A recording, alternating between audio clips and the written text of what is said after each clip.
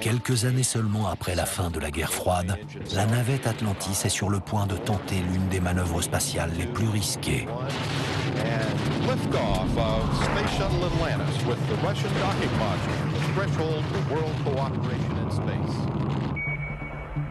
La navette va devoir s'amarrer à Mir, la station spatiale russe. La vie des membres d'équipage, dont le spécialiste de mission Jerry Ross, en dépend.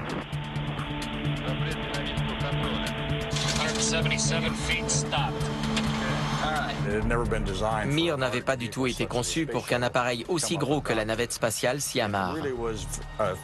C'était donc une mission extrêmement périlleuse pour nous de venir s'amarrer dessus directement.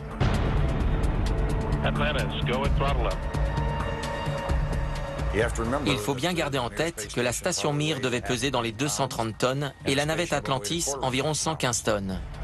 Les deux avançaient à 8 km par seconde à plus de 300 km au-dessus de la Terre.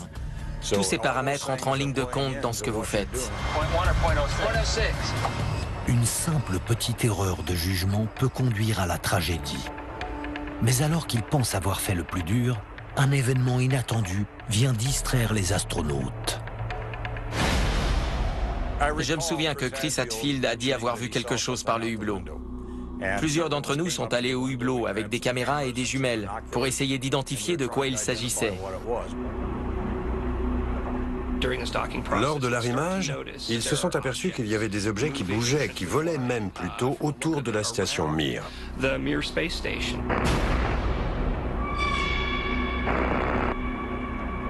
Ils se sont demandé ce que c'était.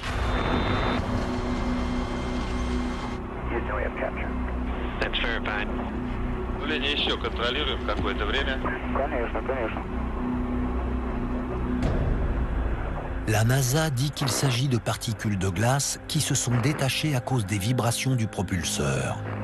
Il y a de la glace partout parce que l'eau ne peut pas exister sous forme liquide dans le vide. Elle se solidifie immédiatement. Si on devait jeter de l'eau par-dessus bord, elle se changerait en glace instantanément.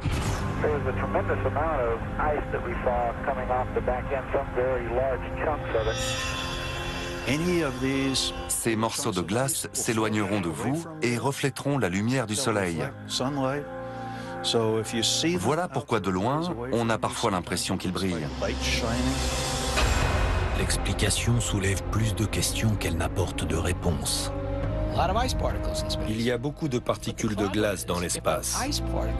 Mais si celle-ci s'était véritablement détachée de la station Mir, ne devrait-elle pas aller plus ou moins dans la même direction? Or, on voit ces objets bouger dans tous les sens. Je ne sais pas ce que c'est, mais en tout cas, ça ne se comporte pas comme des morceaux de glace. Des particules de glace auraient continué de s'éloigner. Elles n'auraient pas bougé dans tous les sens, comme si elles étaient propulsées par quelque chose. Que des particules de glace se décrochent à cause de vibrations ou je ne sais quoi, ça arrive. Je n'en doute pas. Mais ça n'a pas pu se produire autant de fois que le prétend la NASA. C'est une réponse facile que personne ne va vérifier.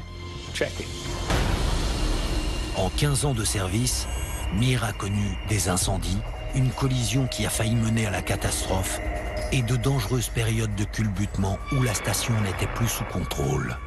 Certains équipages se sont même demandé s'ils étaient vraiment seuls là-haut. Il y avait des problèmes avec Mir. À l'époque, Chris Hadfield se demandait s'il n'y avait pas quelque chose ou quelqu'un qui cherchait à saboter, ce sont ses mots, la station spatiale. Alors, malchance, glace qui vole ou saboteur de l'espace? Le mystère de la station Mir reste inexpliqué.